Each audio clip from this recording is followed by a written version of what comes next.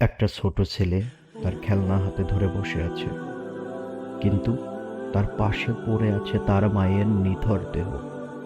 সে জানে না আর কখনো মা তাকে ডাকবে না। এটাই ফিলিস্তিনের বাস্তবতা। প্রতিদিন সকাল হয়, কিন্তু নতুন সূর্য নয়, নতুন লাশ নিয়ে।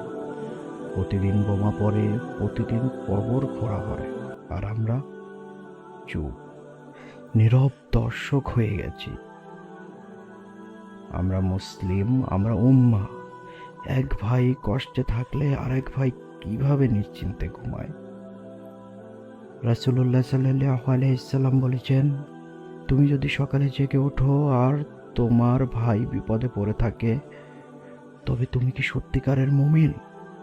এই প্রশ্নটা আজ আমাদের সবার জন্য। তাদের দরকার আমাদের কণ্ঠ, আমাদের দোয়া, আমাদের পাশে দাঁড়ানো। ফিলিস্তিন শুধু যুদ্ধের মাঠ নয়, এটা আমাদের ইমানের আয়না। তুমি কি এখনো চুপ থাকবে, নাকি বলবে, হ্যাঁ আমি মুসলিম, আমি ন্যায়ের পক্ষে, আমি ফিলিস্তিনের পাশে আছি?